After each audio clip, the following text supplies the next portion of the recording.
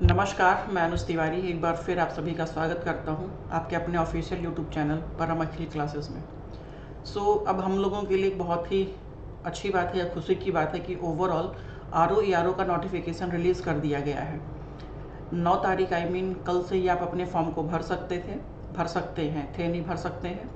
और ओवरऑल इस बार पदों की संख्या बहुत ही ठीक ठाक मात्रा में आई हुई है, चाहे वो हम आर की बात करें, चाहे वो हम ARO की बात करें।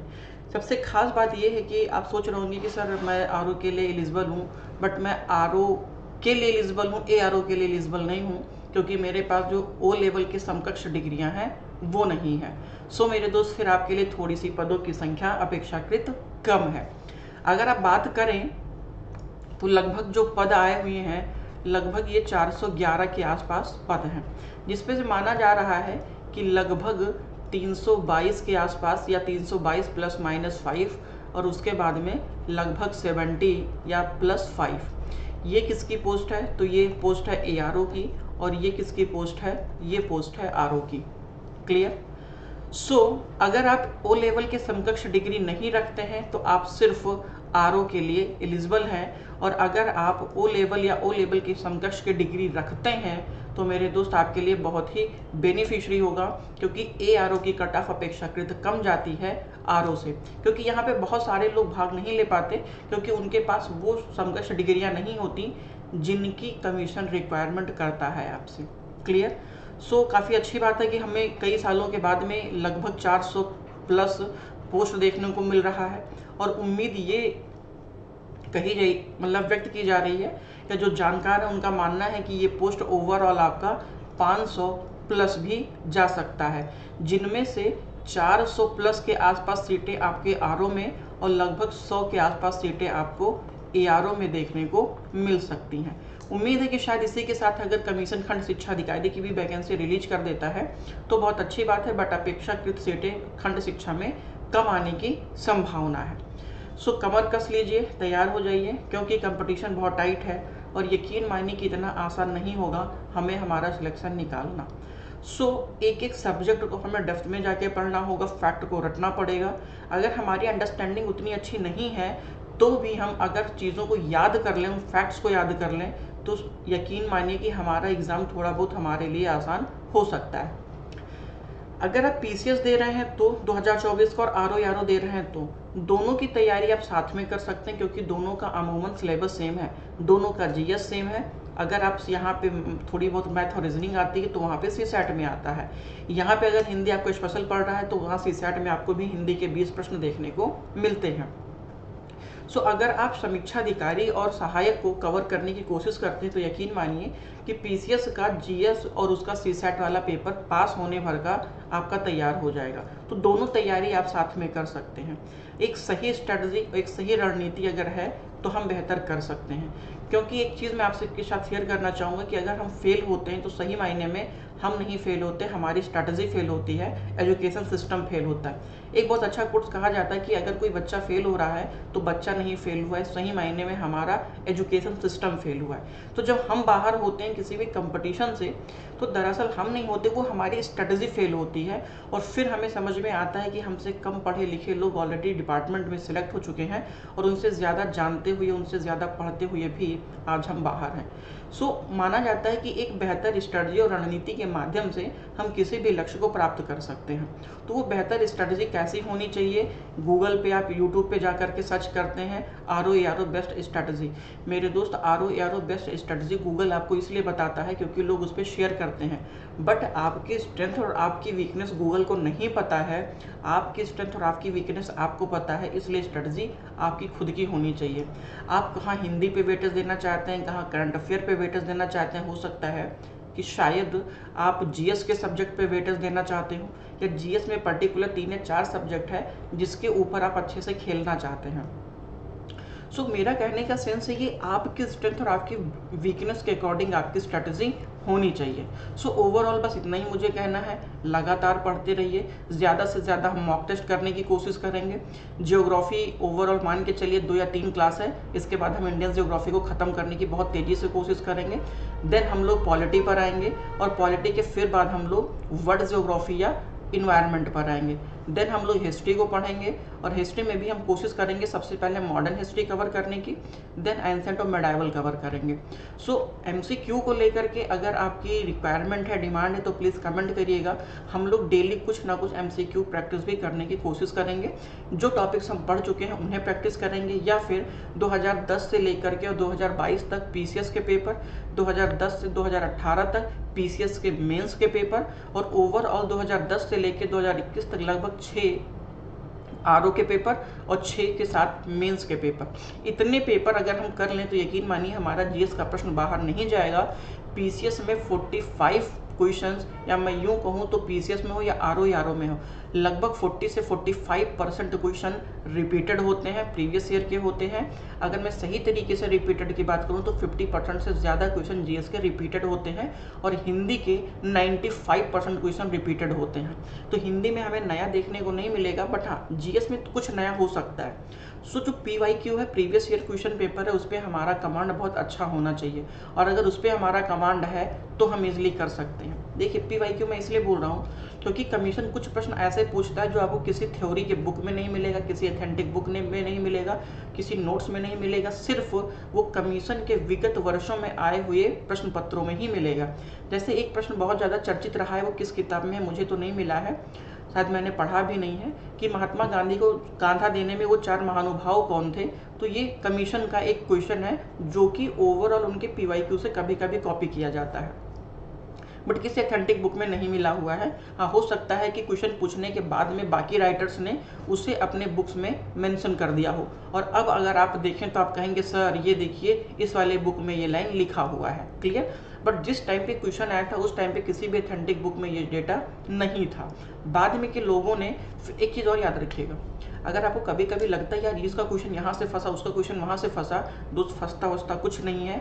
यकीन मानिए कि हर साल जब भी हम नई बुक को अपने लॉन्च करते हैं या पब्लिक करते हैं तो प्रीवियस ईयर के सारे क्वेश्चंस को हम उसमें कंसिडर कर लेते हैं। फिर जब बच्चा नई बुक पढ़ता है, नया एडिशन पढ़ता है, तो उसको लगता है अरे भाई ये देखो यहाँ फंसा, ये देखो यहाँ फंसा, अरे सारा क्वेश्चन तो इसी राइटर से आ गया है, इसको नहीं पढ़ा तो मतलब कुछ नहीं पढ़ा। ऐसा कुछ भी नहीं होता। सारी बुक का डेटा लगभग अमूमन सेम होता है। 10 बुक को पढ़ने के बजाय हमें एक बुक को 10 बार पढ़ने की ज़रूरत है, प्रीवियस ईयर क्वेश्चन पेपर करने की ज़रूरत है, ज़्यादा से ज़्यादा मॉक टेस्ट करने की ज़रूरत है। अगर इतना हम कर लेते हैं तो यकीन मानिए हम अपने लक्ष्य के नज़दीक होंगे। हमारे कर्म के बाद कहीं ना कहीं थोड़ा बहुत मेहनत कहाँ पे आता है, हमारे भाग्य पे भी आता है। जहाँ 90% या 99% हमारा कर्म प्रधान है, वहाँ कहीं ना कहीं 1% हमारा भाग्य प्रधान ज़रूर होता है। सो ओवरऑल आज का सेशन हम लोग स्टार्ट करते हैं।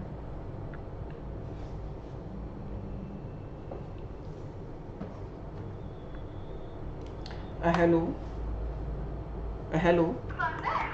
हाँ निशा, आज एक्चुअली में गवर्नमेंट गाइडलाइन के अकॉर्डिंग लाइट नहीं रहेगी, इसलिए लाइब्रेरी बंद है। बाहर देखो नोटिस मैंने लगा दिया है। ओके।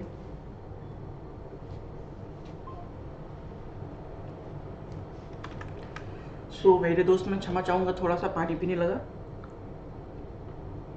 ठीक।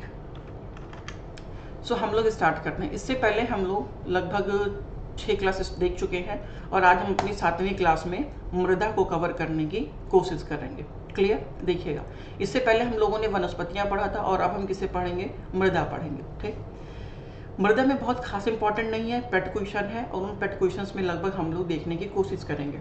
मृदा के अध्ययन को क्या कहा जाता है? तो मृदा के अध्ययन को पेडोलॉजी या मृदा विज्ञान कहा जाता है। प्राकृतिक रूप से उपलब्ध मृदा पर पड़ने वाले प्रभावों के कारक में मूल पदार्थ, धरातलीय दशा, प्राकृतिक वनस्पतियाँ, जलवायु और समय की वजह से हमारी मृदा पे विभिन्न प्रकार के प्रभाव देखे जाते हैं। मृदा निर्माण की प्रक्रिया को मृदा जनन कहते हैं। ये इम्पॉर्टेंट है। लगभग 2.5 सेंटीमीटर मोटी ऊपरी मृदा का निर्माण कितने समय में होता है? तो लगभग 600 से 1000 वर्ष के आसपास होता है। ये उतना इम्पॉर्टेंट नहीं है। हाँ ये थोड़ा सा इम्पॉर्टेंट है क्योंकि ये प्रीवियस ईयर के क्वेश्चन में आया हुआ है। विश्व मृदा दिवस कब मनाया जाता है? तो ये 5 दिसंबर को मनाया जाता है।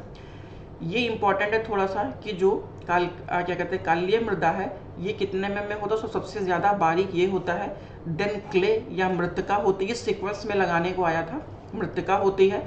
फिर उससे ज़्यादा आपको गाद देखने को मिलेगा, फिर उससे बड़ा सूक्ष्म रेत देखने को मिलेगा, देन स्थूल रेत देखने को मिलेगा, आफ्टर दैट बजरी देखने को मिलता है। तो ये सीक्वेंस लगाने को आया था कि उनके आकार को ध्यान में रखते हुए आपको सीक्वेंस में लगाना था। क्लियर? तो ये याद रखिएगा।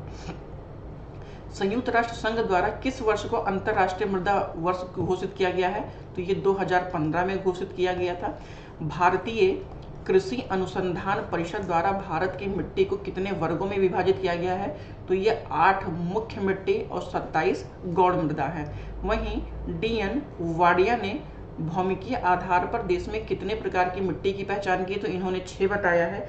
याद रखिएगा कि किसके अकॉर्डिंग पूछा गया है, DN वाडिया के अकॉर्डिंग पूछा गया है या भारतीय कृषि अनुसंधान परिषद के अकॉर्डिंग पूछा गया। अगर DN वाडिया के अकॉर्डिंग पूछा गया है तो काली या रेगड़ मिट्टी, लाल मिट्टी, जलोढ़ मिट्टी, क्षारीय मिट्टी, लैटेराइट मिट्टी एवं पर्वतीय मिट्टी आती है। वहीं पर अगर भारत में मिट्टियों के वर्गीकरण को देखें कि सबसे पहले इनका प्रयास किसके द्वारा किया गया था, तो वोम लेकर एवं लेदर के द्वारा किया गया था।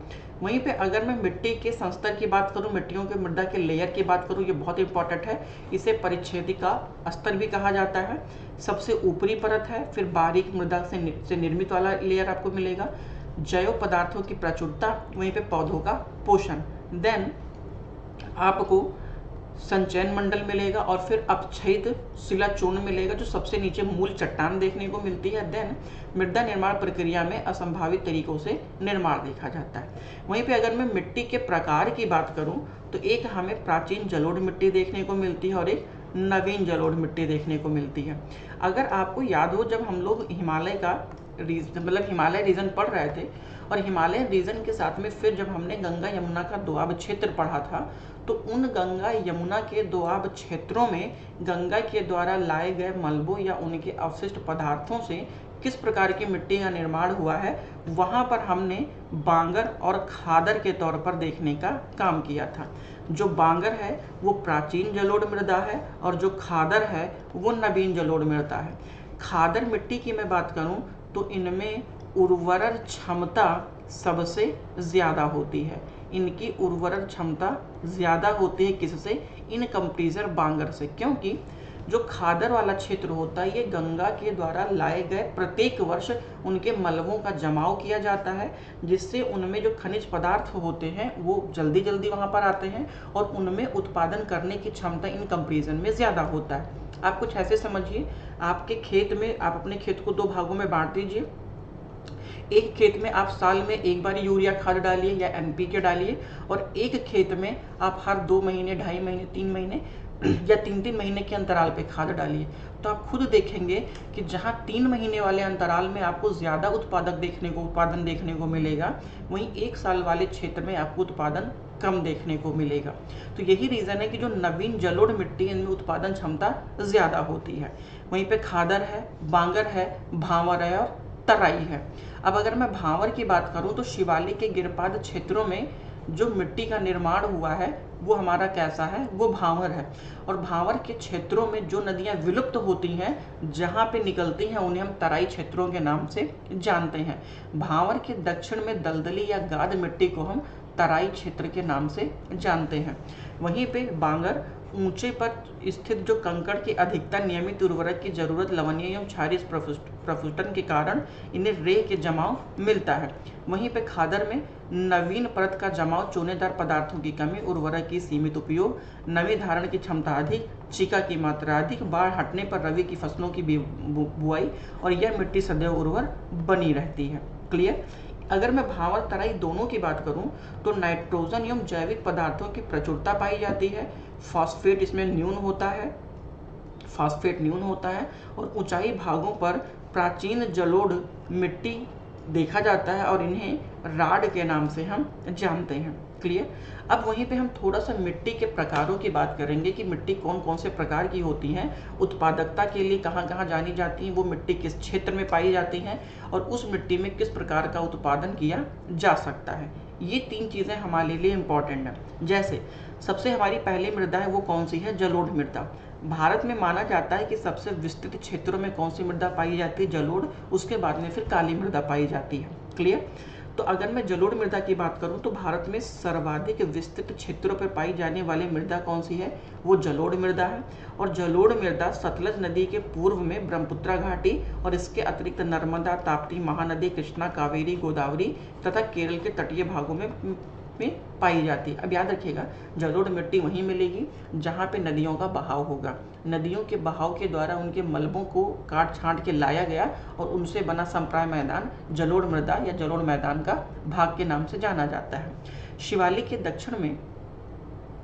के दक्षिणी भाग में हम भांवर या तराई के नाम से उन्हें जानते हैं। करेवा, ये मोस्ट इंपॉर्टेंट है कि जो करेवा मिट्टी कहाँ पाई जाती है, ये कश्मीर में पीर पंजाल श्रेणी में पाई जाती है। और करेवा किसके नाम से ये उत्पादकता के अकॉर्डिंग बहुत ज़्यादा होती है, इसलिए यहाँ पे उत्पादन बहुत ही ठीक ठाक मात्रा में देखा जाता है। ठीक है, करेवा मिट्टी सामान्यतः मेरे दोस्त ये केसर के उत्पादन के लिए बहुत अच्छा माना जाता है। क्लियर। अब करेवा मिट्टी में किस प्रकार की फसल पाई जाती है, तो मुख्यतः केसर की कृषि के लिए मतलब एक तरीके से फेमस है। इसके अतिरिक्त बादाम, सेब व अन्य कैश क्रॉप की खेती की जा सकती है। जलोढ़ मिट्टी में और कौन से फसल हो सकते हैं, मैं हैशटैग कर दे रहा हूँ। और कौन से हो सकते हैं, तो चावल, गेहूं, गन्ना, जूट, मक्का, तिलहन, जौ, फल, साग एवं सब्जियां। इवन जलोढ़ मिट्टी में लगभग हम अधिकांश चीज़ों का उत्पादन कर सकते हैं जो हमारे खाने के योग्य होता है। अब ये मत कहिएगा सर जूट हम कहाँ खाते हैं तो कैसे उत्पादन होगा, अमूमन अन्य सबको आप देखेंगे तो। वहीं पे फलीदार फसलों में जलोढ़ मिट्टी में तेजी से नाइट्रोजन का स्थिरीकरण होता है। गंगा का मैदान पुरानी कछारी मिट्टी को हम बांगर के नाम से जानते हैं। वहीं सबसे अधिक उपजाऊ मिट्टी कौन सी है, तो वो जलोढ़ मिट्टी है। देखिए जलोढ़ मिट्टी को हम दो नामों से जानते हैं, एक खादर और एक बांगर। जो खादर है वो कैसी है, यहीं पे मैंने आपको बताया था कि जो खादर है वो नवीन जलोढ़ मिट्टी है, और वहीं पे से जो बांगर है वो पुरानी जलोढ़ या फिर प्राचीन जलोढ़ मिट्टी है। क्लियर, बाकी सबके सब जलोढ़ मिट्टी ही है। अब मैं आपसे बात करूं कि यहाँ पे नवीन जलोढ़ मृदा या खादर मिट्टी की गहराई कितनी है, तो लगभग ये 200 मीटर के आसपास तक मानी जाती है। प्राकृतिक वनस्पतियों के लिए आप देखेंगे तो इनमें जो पोषक तत्व हैं उन्हें 18 पोषक तत्वों में बांटा गया या 18 पोषक तत्वों की आवश्यकता होती है।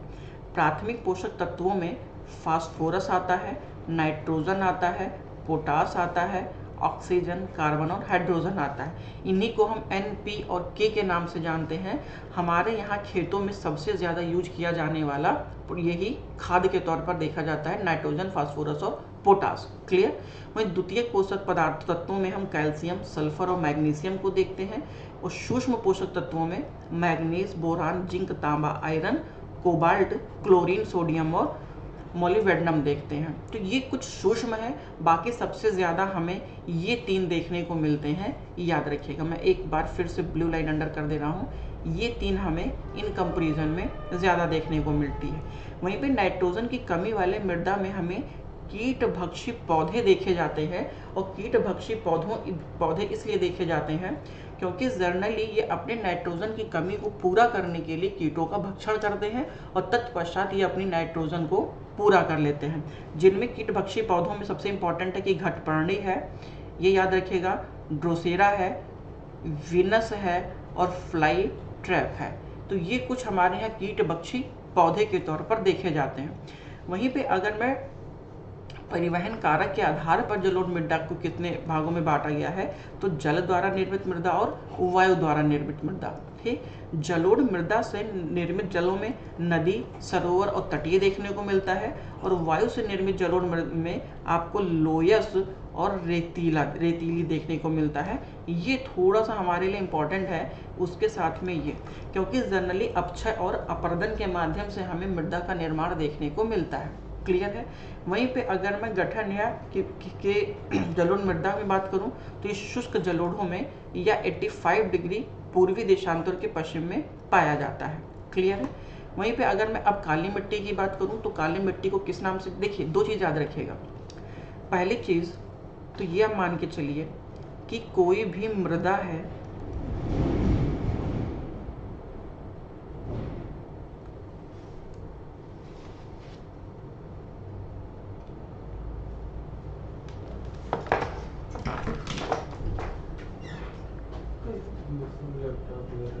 तो लैपटॉप तो यहीं आई है, लैपटॉप तो घर ही में रखा है। लैपटॉप घर में रखा है? बुक चार्ज तो लैपटॉप घर ही में रखा है। हमारा बुक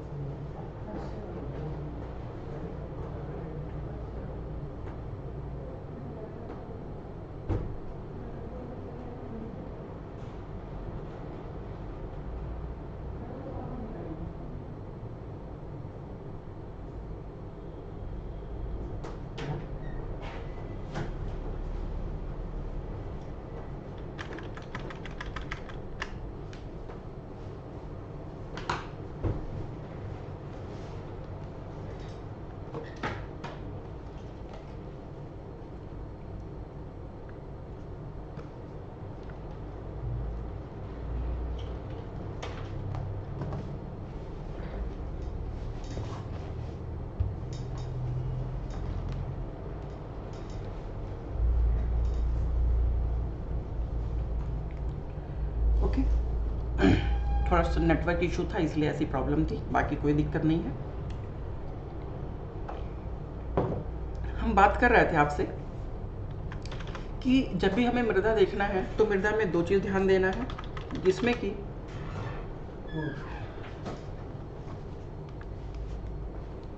माउस लोग ले गए। माउस शायद नहीं, माउस चार्जर नहीं गया होगा। जो कुछ होगा यहीं पे रखा होगा तुम्हारा माउस चार्जर। तो यही होगा, यही मतलब यही था माउस। हाँ, माउस और चार्जर।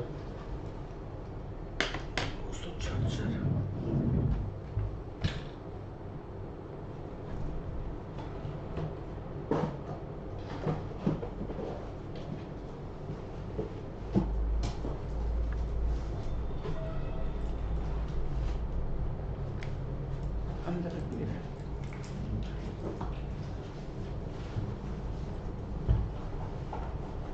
सोचा कि नया पार्ट तो ले लेंगे।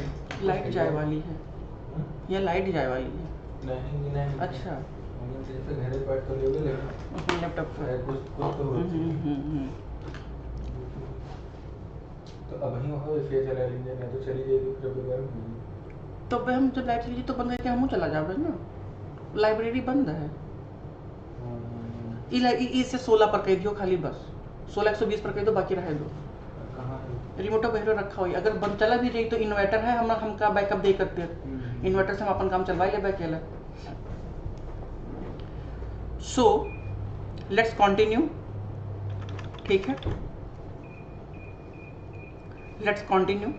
मृदा में हम जब भी पढ़ते हैं तो जर्नली हमें दो चीज़ देखने की ज़रूरत है। नंबर एक क्या देखने की ज़रूरत है कि मृदा में उस मृदा का क्षेत्र कौन सा है, पहली चीज़ तो ये। और उस मृदा का अगर कोई क्षेत्र है तो वो किसके उत्पादन के लिए फेमस है, पहली चीज़। और उत्पादन में वो प्रमुख फसल कौन से हैं। और इसी के साथ में एक चीज़ और, अगर कुछ इसके साथ में हमें अन्य देखने को मिलता है, अन्य कहने का मेरा सेंस है जैसे कि मान लीजिए कुछ विशेष प्रकार का उस मिट्टी की उपलब्धता है और उनमें कौन कौन से पोषक तत्व हैं, ये एक बार 3 चीज़ें हमें देखना है। पोषक तत्व, ठीक, तो उनका क्षेत्र कौन सा है, वो उत्पादन में कौन सी फसल के लिए जाना जाता है, कुछ अगर अन्य महत्वपूर्ण तथ्य है तो ये हमें देखना है, और उनमें मिलने वाला पोषक तत्व, बस यही चीज़ 3 चीज़ हमें देखना है। कोनो दिक्कत नहीं है, तो अपन आराम से कर लो। सो ये 3 चीज़ों पे हमें फोकस करना है। जैसे मान लीजिए कि अगर एक जलोढ़ मिट्टी है, या हमारे यहाँ जर्नली अगर हम रूरल एरिया से बिलोंग करते हैं तो हमारे यहाँ 2 शब्द हमेशा देखने को मिलेगा, एक है खादर और एक है बांगर। और ये जो खादर और बांगर है ये दोनों किसके हैं, तो ये दोनों के दोनों जलोढ़ मृदा के उपभाग हैं। अब सबसे खास बात है कि जलोढ़ मृदा में अगर हमने खादर और बांगर देखा तो 2 चीज़ें हमें मिली हैं, एक भांवर और एक तराई। तो इन 4 चीज़ों को आपको याद रखना है कि चारों चीज़ें किसके उपभाग हैं, तो ये 4 के चारों चीज़ें जलोढ़ मृदा के उपभाग हैं। तो जलोढ़ मृदा हमने देखा है, और जलोढ़ मृदा के बाद में जो सबसे इम्पॉर्टेंट है वो है हमारी काली मृदा। क्योंकि अगर मैं थोड़ा सा आपसे काली मृदा की बात करूँ तो जर्नली जलोढ़ मिट्टी के बाद में अन्य क्षेत्रों में सबसे बड़ी मात्रा में पाई जाने वाली मिट्टी कौन सी है, तो वो है जलोढ़ मिट्टी, सॉरी काली मिट्टी। गोलू शटर बंद कर दियो बाहर से, क्लियर। अब हम देखते हैं नंबर 2 पे वो है हमारी काली मिट्टी। काली मिट्टी को अन्य नामों से हम रेगुर मिट्टी या रेगड़ मिट्टी के नाम से जानते हैं। और यह किसके लिए फेमस है, तो ये कपास के उत्पादन के लिए फेमस है। वहीं पे इसे हम ट्रॉपिकल ब्लैक अर्थ या ट्रॉपिकल चेरनोजम के नाम से भी जानते हैं। चेरनोजम याद रखिएगा, ये हमारे लिए एक इंपॉर्टेंट टर्मिनोलॉजी है। वहीं पे काली मिट्टी का निर्माण बैसाल्ट लावा के अपक्षय एवं अपरदन से हुआ है। अगर मैं रेगुर मिट्टी की बात करूं तो रेगुर मिट्टी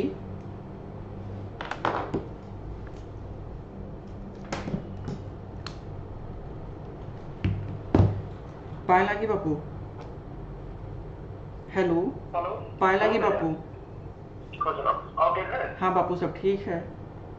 हाँ बलरामपुर चल बे बापू। अब 11 बजे। 11 बजे निकलो। हाँ अच्छा चलो ठीक है, फोन करके बताइए। अच्छा चलेगा वो काम। तो चला जाए, सतवाई निकल चला जाए, सतवाई निकल चला जाए। अच्छा तो देख लीजिए, देखिए मतलब उनका राकेश सिंह जाए तो देखिए वो लोग है कि बनना है तो बताइए। अच्छा तो ठीक है, देख ले जैसे हुई तैसे आप बताओ जी, तो सतवाई निकल चल बे। ठीक ठीक ठीक ठीक ठीक पाए लगी बापू। ठीक, तो सबसे ज़्यादा मिट्टी कहाँ पे पाई जाती है, महाराष्ट्र में ये पाई जाती है। वहीं पे अगर मैं मालवा के पठार पे देखा जाए किस प्रकार की मिट्टी है, तो ये लावा मिट्टी है, ब्लैक सॉल्ट है, सॉरी सॉल्ट नहीं ब्लैक, हाँ सॉयल है। मालवा पठार पे काली मिट्टी।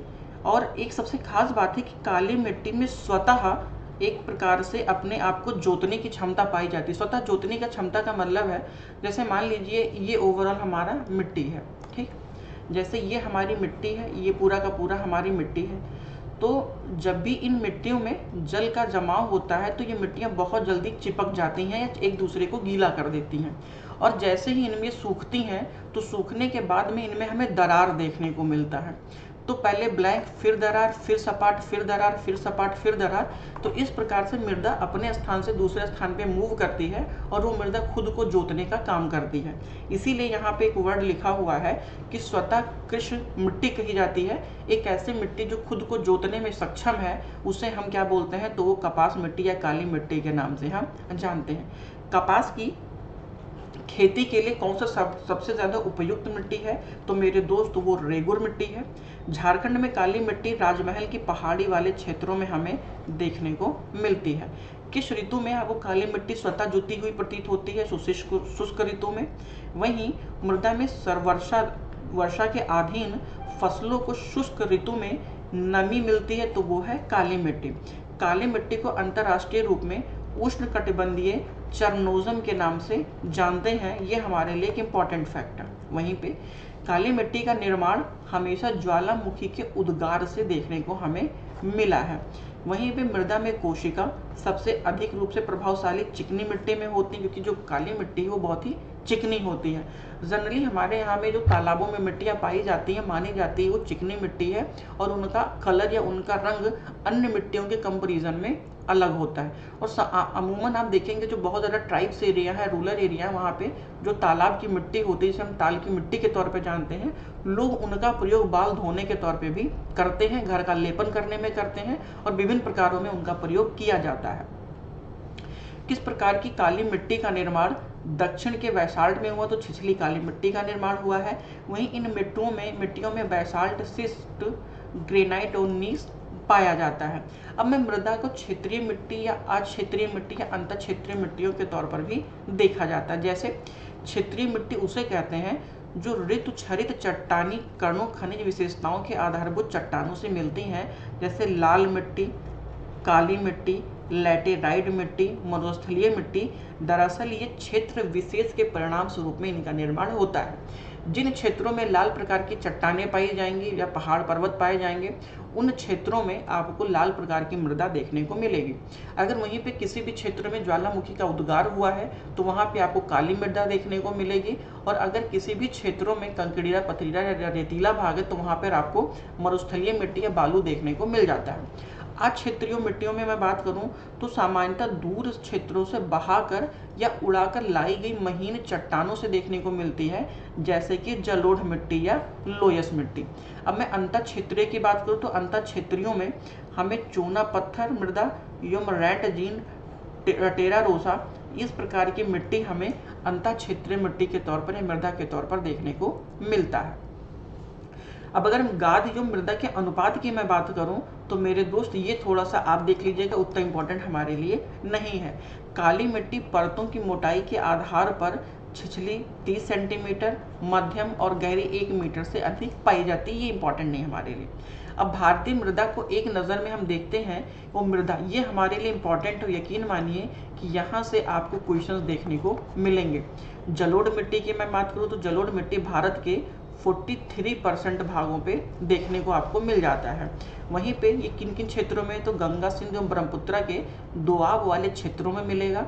मुख्य फसल कौन सी, तो धान, गेहूं, आलू, गन्ना, दलहन एवं तिलहन की फसलें जलोढ़ मिट्टी में हमें देखने को मिलती है।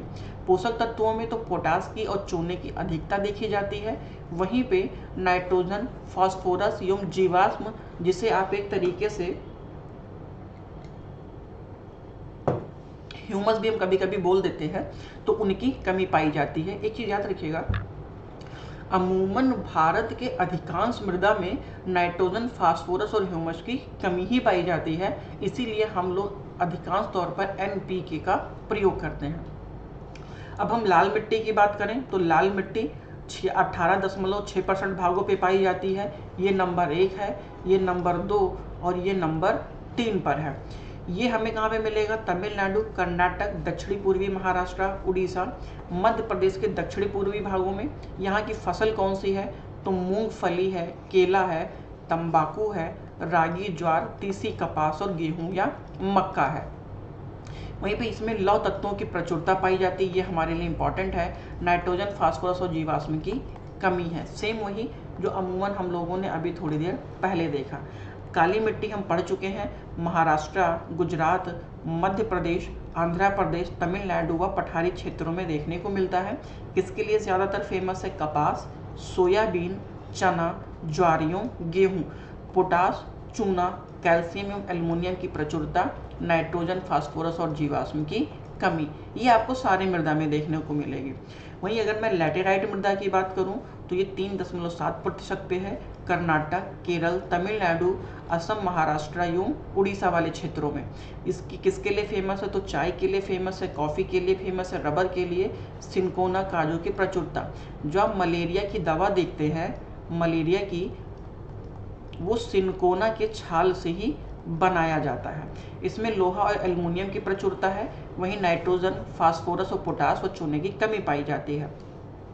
मरुस्थलीय मृदा, तो ये आपको पता है, मरुस्थलीय मृदा में आपको मोटे अनाज देखने को मिलेंगे, जैसे ज्वार है, बाजरा है, सरसों, जौ और मोटा अनाज। इसमें लवण एवं फास्फोरस की प्रचुरता है। वहीं जीवाश्म एवं नाइट्रोजन का अभाव देखने को मिलता है। पर्वतीय मृदा, कश्मीर से अरुणाचल प्रदेश के पर्वतीय भागों में, यहाँ पे आपको सेब, नाशपाती और आलू मिलेगा। पोटास और फास्फोरस प्रचुर मात्रा में। वहीं पोटास, चूना, फास्फोरस का अभाव एवं जीवाश्म क्या जो ह्यूमस है उसकी कमी देखने को मिलती है। वहीं पे अगर मैं भारत में बात करूं, उत्तर प्रदेश के बुंदेलखंड में कितने प्रकार की काली मिट्टी पाई जाती है, तो माड़ काली मिट्टी और काबर काली मिट्टी, ये दोनों काली मिट्टियाँ उत्तर प्रदेश के बुंदेलखंड वाले क्षेत्रों में पाए जाते हैं। लाल मिट्टी के बारे में मैं बात करूं तो लाल मिट्टी ओवरऑल ये किसके, तो जलवायु परिवर्तनों के परिणाम स्वरूप रवेदाइयों कायांतरिक शैलों के विघटन एवं वियोजन के परिणाम स्वरूप फेरिक ऑक्साइड, लाल मिट्टी में क्यों लाल होती है, क्योंकि इसमें क्या पाया जाता है, फेरिक ऑक्साइड की उपस्थिति के कारण इनका रंग लाल होता है। वहीं पे जल योजित के रूप में ये हमें पीली रंग की मिट्टी भी दिखाई पड़ती है। क्लियर। तो लाल मिट्टी का निर्माण किससे हुआ है, तो लाल मिट्टी का निर्माण हमारे यहाँ जो रवेदार कायांतरिक शैल हैं उनके विघटन के परिणाम स्वरूप हुआ है और इनका लाल रंग फेरिक ऑक्साइड की उपस्थिति के कारण होता है। दूसरे नंबर की मृदा कौन सी है, तो वो हमारी लाल मृदा है। पहले नंबर की हमारी मृदा कौन सी है, जलोढ़ मृदा है। भारत के कुछ भागों में यात्रा करते हुए हमें फेरिक ऑक्साइड की उपस्थिति के कारण लाल मृदा देखने को मिलता है। और ये किसकी खेती के लिए फेमस है, तो आलू, बाजरा और मूंगफली के लिए फेमस है। साथ ही साथ में चावल, रागी, तंबाकू एवं सब्जियों की भी खेती की जा सकती है। वहीं पे इन्हें हम लगभग मंडलीय मृदा के नाम से भी जानते हैं। विकास क्षेत्रीय क्षेत्रों में, मतलब क्षेत्रीय रीजनों में देखा जाता है। अगर मैं भारतीय कृषि अनुसंधान परिषद की बात करूं तो इसने लाल मिट्टी को लाल मिट्टी, लाल बजरी युक्त मिट्टी, लाल पीली मिट्टी और लाल काली मिट्टी में विभाजित किया है। ठीक है, वहीं पे छत्तीसगढ़ के अधिकांश भागों में हमें लाल मिट्टी देखने को मिलता है, दंडकायन के क्षेत्रों में लाल एवं पीली मिट्टी और उत्तर प्रदेश में बांदा एवं हमीरपुर में हमें लाल मिट्टी या मृदा देखने को मिल जाती है। अब मैं लाल मिट्टी की बात करूं तो पडवा या परवा मिट्टी राकर में हमें मोटी राकर और पतली राकर देखने को मिलती है। ये हमारे लिए उतना इम्पॉर्टेंट नहीं है। थोड़ा सा अगर आप देखेंगे इस मैप को, मैं मैप आपको ऑलरेडी PDF में दे दूंगा, वहाँ पे जाकर के इस मैप को आप देख सकते हैं। अब मैं लैटेराइट मिट्टी की बात करूँ तो लैटेराइट मिट्टी सर्वप्रथम का अध्ययन बुकनन के द्वारा किया गया था। लैटेराइट मिट्टी में भीगने पर ये मक्खन के जैसे मुलायम परंतु सूखने पर ये काफ़ी कठोर एवं ठेलेदार या बहुत ज़्यादा हार्ड हो जाती है लैटेराइट मिट्टी। देखिए लैटेराइट मिट्टी का सामान्यतः निर्माण हुआ कैसे है, तो जलों के सबसे ज़्यादा निक्षेपण की वजह से हुआ है। निक्षेपण का मतलब ये है कि जल के रिसाव के कारण मृदा का जो ऊपरी का पोषक तत्व है वो उस हमारी मृदा के निम्न लेयर पे चली जाती हैं, तो ऊपर हमें ककड़ीला या पथरीला टाइप का लेयर देखने को मिलता है। वह लेयर एक प्रकार का लैटेराइट मिट्टी के तौर पर हमें देखने को मिलता है। लैटेराइट मिट्टी का निर्माण आर्द्र एवं शुष्क मौसम में वैकल्पिक रूप से आने के कारण इस मिट्टी का निर्माण हुआ है। सामान्यतः 200 सेंटीमीटर से अधिक वर्षा वाले क्षेत्रों में ये पाई जाती है। उसका एक बात सबसे बड़ा रीज़न ये है, जैसे मान लीजिए कि ये हमारा मृदा है, कुछ ऐसे समझिए, ऐसे ये हमारे मृदा का ओवरऑल लेयर है, लेयर 1, लेयर 2 और लेयर 3 है। ये पूरी हमारी मृदा है। ठीक, आपको पता होगा मृदा के इन लेयर में क्या पाया जाता है, खनिज तत्व पाए जाते हैं। ठीक, और अगर मृदा के इन लेयर्स में खनिज तत्व पाए जा रहे हैं तो जाहिर सी बात है कि कोई ऐसा क्षेत्र जहाँ पे वर्षा ज़्यादा होगा, और वर्षा कितना है, तो वर्षा का स्तर क्या है, 200 सेंटीमीटर से ज़्यादा, और वर्षा 200 सेंटीमीटर से ज़्यादा है तो यहाँ पे जल का जमाव अपेक्षाकृत ज़्यादा होगा, और जल रिस करके कहाँ पर आएगा, नीचे वाले लेयर्स पे आने लगेगा। तो जब जल रिस के नीचे आएगा तो जल के साथ ऊपर की सतहों पे जो खनिज पदार्थ या मिनरल तत्व होंगे जो उपजाऊ होंगे हमारे लिए, वो इन जल के साथ मृदा के निचले वाले लेयर पे चले जाते हैं, या एक स्थान से दूसरे स्थान पे जल के बहाव के साथ चले जाते हैं। इसलिए इनका जो पोषक स्तर है वो तो नीचे चला आता है, और ऊपर वाला लेयर एक तरीके से कंकड़ीला और पथरीला मिल जाता है। तो जिन पौधों या जिन पेड़ों की जड़ें कम होती हैं उनके लिए ये बहुत लाभदायक नहीं होता, लेकिन जिन पौधों या पेड़ों या जिन फसलों की जड़ें लंबी होती हैं उनके लिए लैटेराइट मिट्टी उपजाऊ मानी जाती है। बट हाँ, ये याद रखिएगा कि उतनी उपजाऊ नहीं है जितनी कि हमारी अन्य मिट्टी है, क्योंकि इनके ऊपरी स्तर पर खनिज पदार्थों की कमी पाई जाती है। क्लियर।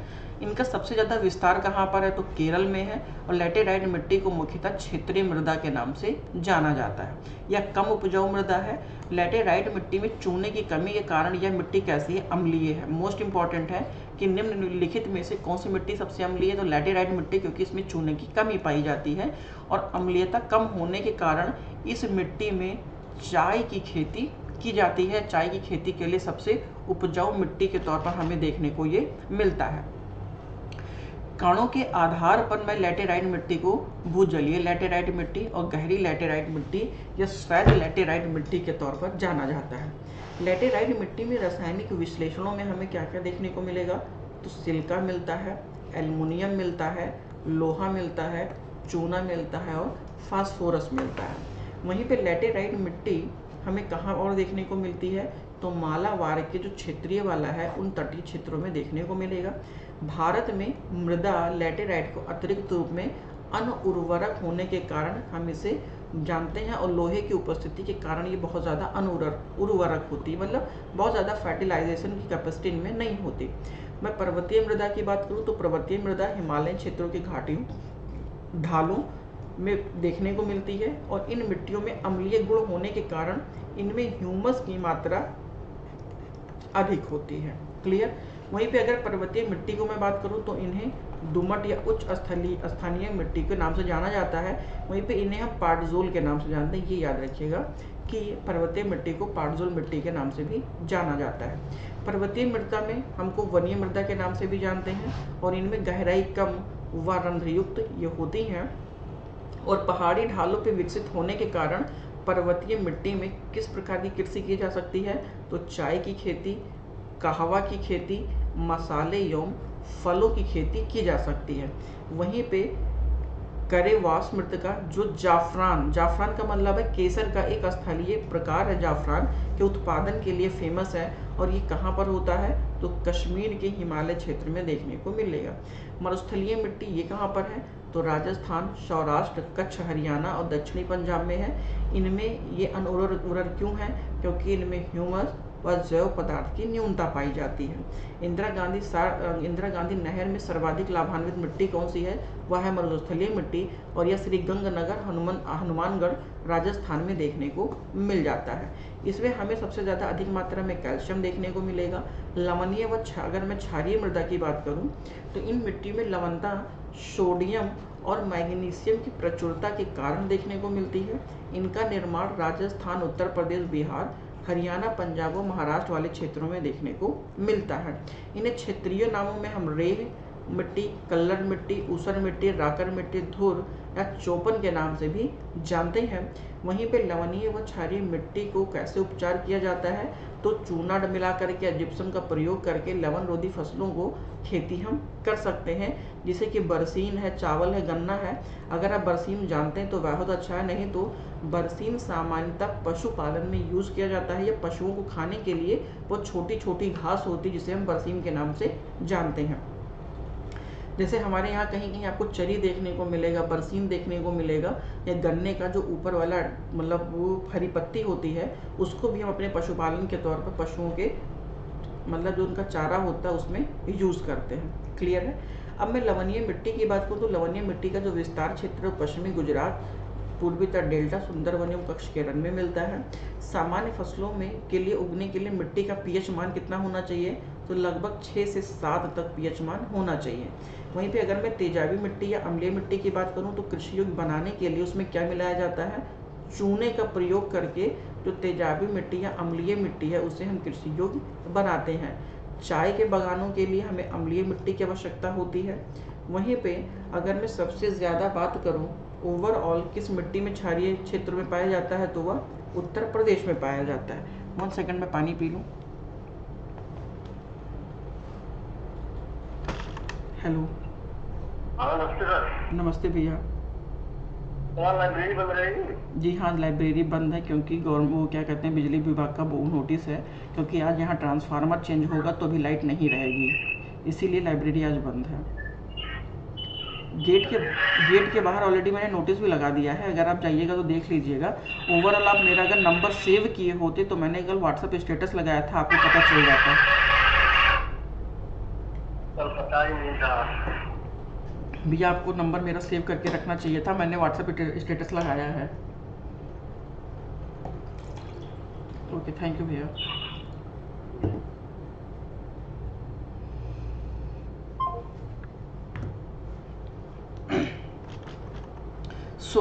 इन क्षेत्रों में हमें देखने को मिलेगा।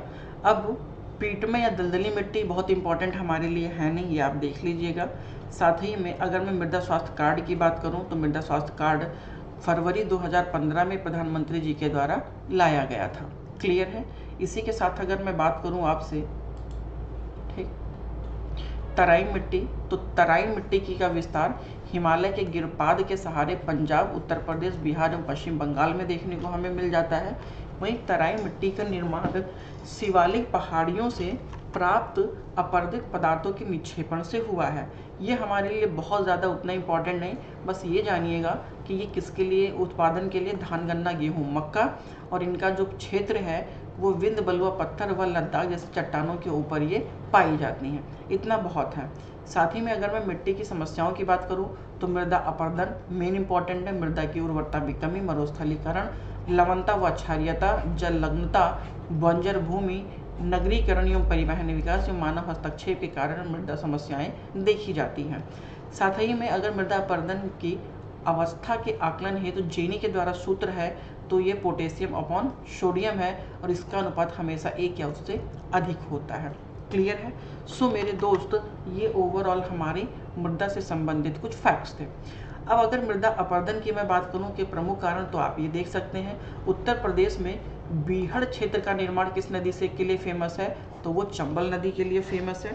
साथ ही साथ में बीहड़ का जो प्रमुख एरिया है वो आगरा, इटावा और जालौन वाला रीजन है।